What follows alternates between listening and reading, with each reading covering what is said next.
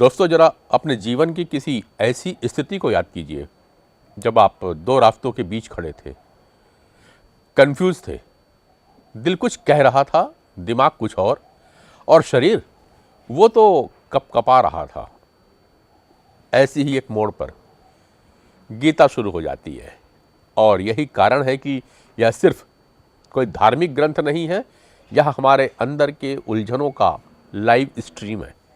हर घर में, हर संस्था में एक धृतराष्ट्र होता है जो चीज़ों को देखना नहीं चाहता। वह गलतियों पर आंखें मूंद लेता है, चाहे ऑफिस हो, परिवार हो या फिर आपका अपना दिमाग ही क्यों ना हो। हम सब में एक छोटा सा धृतराष्ट्र बैठा हुआ है जो दर्दनाक सच्चाई का सामना करने से बचता रहता है। भगवत गीता के इस श्लोक पे जरा ध्यान दीजिए। सैन्यो रुभयो मध्ये रथम स्थापित में अच्युत। युद्ध शुरू होने वाला है, कुछ ही क्षण बचे हैं, धनुष तन गया है, मानसिकता एक्शन मोड पे आ चुकी है। लेकिन तभी अर्जुन पहली बार रिक्वेस्ट करता है कृष्ण से, कृष्ण मेरा रथ दोनों सेनाओं के बीच में ले चलो। यह वाक्य साधारण नहीं है, यह वह मोड़ है जब इंसान खुद को सेल्फ ऑब्जर्वेशन मोड पे ले जाता है। यह वही क्षण है जहां कर्म नहीं, कर्म योग का जन्म होता है। अर्जुन अब तक युद्ध करने आया था, लेकिन अचानक वह देखना चाहता है लड़ना किससे है। इसे shift from action to observation कहा जा सकता है।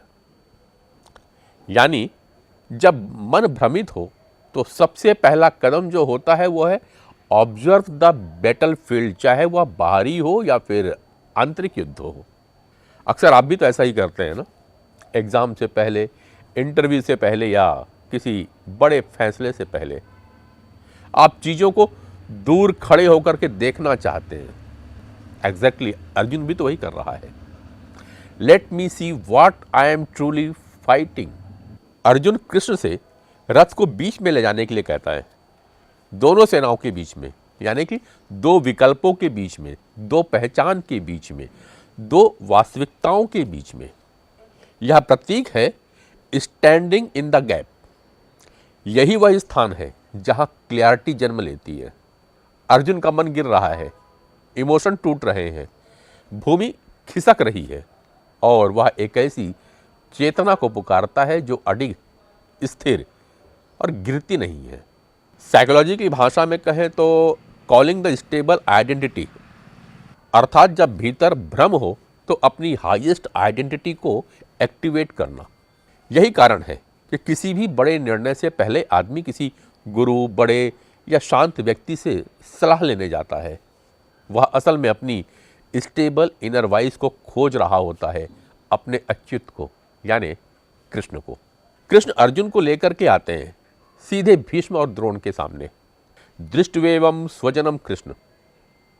और अर्जुन देखता है सामने अपने लोग हैं और उसका शरीर ढीला पड़ने लगता है। हाथ कांप रहे होते हैं, मुख सूख रहा होता है, शरीर थरथरा रहा है। यह पैनिक अटैक नहीं है, ये आइडेंटिटी का अटैक है। जैसे आप अपने ही परिवार वाले, दोस्त, जुड़वा, लक्ष्य, अपने ही बनाई इमेज, इन सब को झगड़ते देख रहे हो तो दिमाग शॉर्ट सर्किट करने लगता है। अर्जुन कहता है, ना कांक्षे विजयम कृष्ण। हे कृष्ण, मुझे जीत भी नहीं चाहिए। आज के यंग माइंड पर भी तो यही लागू होता है। युवाओं की सबसे बड़ी दिक्कत भी तो यही है ना, मैं लड़ूं किससे, दुनिया से या खुद से। कभी कभी आप भी सोचते हो जॉब चाहिए पर प्रेशर नहीं होना चाहिए, सक्सेस चाहिए पर कंपटीशन नहीं हो, पीस चाहिए पर चॉइस मेरी होनी चाहिए। अर्जुन इस दर्द की आवाज है जो हर युवा अपने भीतर दबा करके रखता है। विषीदन्तमिदं वाक्यमुवाच मधुसूदन। अर्जुन रथ में बैठ जाता है, हथियार नीचे रख देता है, इच्छाएं खत्म है, ऊर्जा शून्य है। यह वह स्टेज है दोस्तों जिसे हम बर्नआउट कहते हैं, अर्थात वह पल जब आप कहते हो बस अब मुझसे नहीं होगा। दोस्तों, अर्जुन हारा नहीं है, वह एक अध्याय बंद कर रहा है ताकि दूसरा खुल सके। यही अर्जुन विषाद योग है, संकट के बीच जन्म लेने वाला ज्ञान। दोस्तों, गीता का पहला अध्याय कोई युद्ध नहीं है, या एक मेंटल ब्रेकडाउन है, और ब्रेकडाउन बुरा नहीं होता। यह आपको आपकी असली ज़रूरत दिखाता है। आपको क्या चाहिए? Recognition, balance, purpose, identity. Arjun भी इन्हीं सवालों में जल रहा था, और यही कारण है कि गीता यहीं से शुरू होती है। अगर आप टूटे नहीं हैं तो आप सीखेंगे क्या? अगर अंदर सवाल नहीं उठते हैं तो उत्तर कहाँ से आएंगे? भगवत गीता का चैप्टर 1 हमें सिखाता है, समस्याओं को स्वीकार करें, खुद को ऑब्जर्व करिए, अपनी आइडेंटिटी को पहचानिए। कमजोरी शर्म की बात नहीं है, यही ग्रोथ का दरवाजा है। अर्जुन का विषाद आपका विषाद है। हम सबके जीवन की यही कहानी है, और आज आप यहाँ बैठे हैं क्योंकि शायद आपका भी एक कुरुक्षेत्र है, जहाँ आपको अपने ही लोगों, अपने ही डर, अपने ही कॉन्फ्लिक्ट का सामना करना पड़ रहा है। यह सिर्फ रथ की मूवमेंट नहीं थी, यह मन की सर्जरी थी।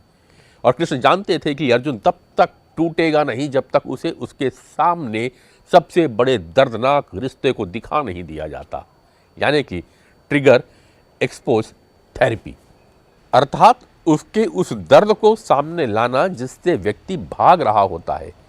कृष्ण अर्जुन को मजबूर करते हैं कि वो सिर्फ शत्रु नहीं बल्कि उन चेहरे को भी देखे जिन्हें देखना कठिन है। गुरु, दादा, भाई, मित्र, रिलेटिव। कृष्ण जानते हैं कि देखे बिना समाधान नहीं आता, भागने से क्लियरिटी नहीं आती, और क्लियरिटी ही युद्ध का असली शस्त्र है। अर्जुन के टूटते ही ब्रह्म ज्ञान का अध्याय शुरू हो जाता है। यही कारण है कि गर्वीले जो योद्धा हैं उन्हें ज्ञान नहीं मिलता, ज्ञान हमेशा टूटे हुए मनुष्य को ही मिलता है। जब हम किसी बड़े निर्णय के सामने खड़े होते हैं तो जीवन हमें भी दोनों सेनाओं के बीच में खड़ा कर देता है। प्रथम, जब हम एक रोल निभा रहे होते हैं, वो चाहे पिता का हो, बेटा का हो, पति का हो, पत्रकार का हो, नेता हो या कोई प्रोफेशनल, और अचानक भावनाएं आकर के खड़ी हो जाती हैं, तो भीतर अर्जुन जैसा द्वंद्व उठता है। और दूसरा तब जब हमारी चेतना कहती है रुको, देखो, महसूस करो, फिर निर्णय लो। मित्रों, हर व्यक्ति के भीतर एक अर्जुन है जो टूटता है, और हर व्यक्ति के भीतर एक कृष्ण है जो संभालता है। गीता केवल कुरुक्षेत्र की कथा नहीं है, यह हमारे मानस क्षेत्र की कथा है, जहाँ एक और अर्जुन है अर्थात भावनाएं, मोह, रिश्ते, भय, तो दूसरी तरफ कृष्ण है अर्थात विवेक, स्थिरता, पहचान, प्रकाश। और ये दोनों आमने सामने खड़े होते हैं। जब दृष्टि बदलती है तो निर्णय बदल जाया करते हैं।